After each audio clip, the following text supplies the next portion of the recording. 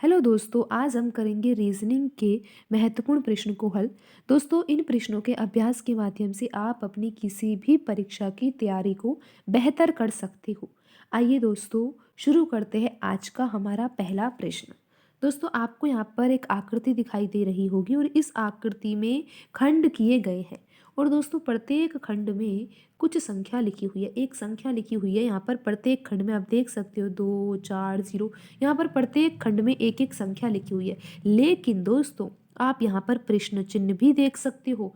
तो दोस्तों, हमें यहाँ पर यही पता लगाना है कि इस प्रश्न चिन्ह के स्थान पर कौन सी संख्या आएगी दिए गए ऑप्शनों में से। दोस्तों, इस मिसिंग नंबर का पता लगाने के लिए पहले हमें ये समझना होगा कि ये जो बाकी संख्याएं इसमें लिखी हुई है, इनमें क्या संबंध है आपस में। तो दोस्तों, इन सवालों को हल करने के लिए आपको ये देखना चाहिए कि यहाँ पर चार पंक्तियाँ हैं दोस्तों। ये पहली पंक्ति, ये दूसरी पंक्ति, ये तीसरी पंक्ति और ये चौथी पंक्ति। और दोस्तों, तीन स्तंभ हैं, पहला स्तंभ, दूसरा स्तंभ और ये तीसरा स्तंभ। तो दोस्तों, इस सवाल को या तो हम स्तंभ से हल करेंगे या फिर हम पंक्ति से हल कर सकते हैं। तो दोस्तों, ये तो हमें देखना होगा कि यहाँ पर पंक्ति में पैटर्न लग रहा है या स्तंभ में पैटर्न लग रहा है।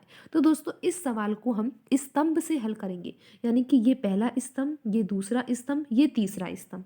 तो दोस्तों, यहाँ पर जो मिसिंग नंबर है वो दूसरे स्तंभ में है। तो पहले हम ये जानते हैं कि पहले स्तंभ में जो संख्याएं लिखी हुई है उनमें क्या संबंध है। दोस्तों, जब हम ये जान लेंगे कि पहले स्तंभ में लिखी हुई संख्याओं में क्या संबंध है, फिर डायरेक्ट हम उस संबंध को दूसरे स्तंभ में नहीं लगाएंगे। दोस्तों, पहले हम ये जांच करेंगे कि वो जो पैटर्न हमारा पहले स्तंभ में लग रहा है वो तीसरे स्तंभ में भी लग रहा है या नहीं।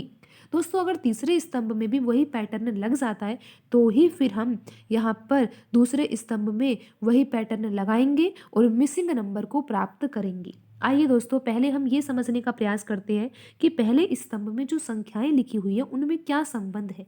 दोस्तों, आप यहाँ पर देख रहे हो कि 2 है, 1 है, 3 है और ये 36 है।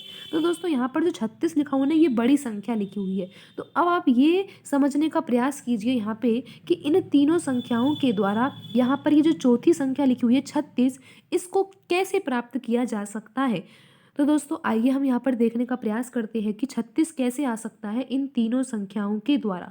तो दोस्तों, आप घन करना तो जानते होंगे। दोस्तों, क्या आप किसी भी संख्या का घन निकाल सकते हो। दोस्तों, अगर आपसे कहा जाए कि 2 का घन निकालिए तो आपको क्या करना है, 2 की घात 3 लगानी है।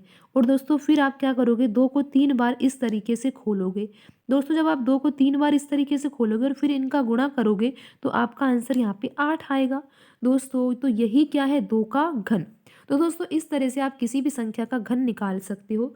तो दोस्तों, इस सवाल को हम घन से करने का प्रयास करते हैं। तो दोस्तों, यहाँ पर 2 लिखा हुआ है तो 2 का घन तो होता है 8। दोस्तों, आप इस सवाल को पहले अपनी नोटबुक में स्वयं हल करके देखिए। अगर आपको ये सवाल हो जाता है तो उसके बाद भी आप वीडियो तो पूरी देखिए। क्यों देखिए दोस्तों, क्योंकि आपका पैटर्न अलग हो सकता है और इस सवाल को हल करने का पैटर्न जो हम करा रहे हैं वो अलग हो सकता है। दोस्तों, आपका ही उद्देश्य ये है कि आप हर तरह के पैटर्न को समझें, क्योंकि आप अपनी परीक्षा की तैयारी को बेहतर करना चाहते हो। तो दोस्तों, यहाँ पर 1 का घन क्या होगा, 1, और 3 का घन होगा 27। और दोस्तों, अगर आप इन तीनों संख्याओं को जोड़ देते हो ना तो आपको 36 ही प्राप्त होगा। बिल्कुल दोस्तों, आपको 36 ही प्राप्त होगा इन तीनों संख्याओं को जोड़ने पर। और ये तीनों संख्याएं क्या है, यहाँ पर लिखी हुई तीनों संख्याओं के घन है दोस्तों ये। तो इस तरह से हमें 36 तो प्राप्त हो गया। लेकिन दोस्तों, अब हम जल्दबाजी नहीं करेंगे और जल्दबाजी करके हम डायरेक्ट दूसरे स्तंभ में ये पैटर्न नहीं लगाएंगे। पहले हम इस पैटर्न को तीसरे स्तंभ में लगाएंगे कि हमारा आंसर आ भी रहा है या नहीं, यानी कि 91 आ भी रहा है या नहीं इन तीनों संख्याओं के घन के द्वारा। दोस्तों, 0 का घन तो 0 ही होगा। 4 का घन आपको याद होना चाहिए दोस्तों, 64 होगा। और दोस्तों, 3 का घन होगा 27। तो दोस्तों, जब हम इन तीनों संख्याओं को जोड़ते हैं तो आप देख सकते हो 91 ही आ रहा है। दोस्तों, यहाँ पर 91 ही आ रहा है इन तीनों संख्याओं के घनों को जोड़ने के बाद। तो दोस्तों, अब आप इस पैटर्न को यहाँ पर दूसरे स्तंभ में लगा सकते हो। आप इन तीनों संख्याओं का घन कर दीजिए और फिर जोड़ दीजिए। दोस्तों, 4 का घन क्या होता है, 64 होता है। दोस्तों, 2 का घन क्या होता है, 8 होता है। और 1 का घन क्या होता है दोस्तों, 1 ही होता है। और दोस्तों, जब आप इन संख्याओं को जोड़ोगे तो आपका आंसर क्या आएगा, 4 और 8 12, 12 में 1 जोड़ोगे तो दोस्तों 13 आएगा और ये आपका आंसर आ जाएगा दोस्तों 73।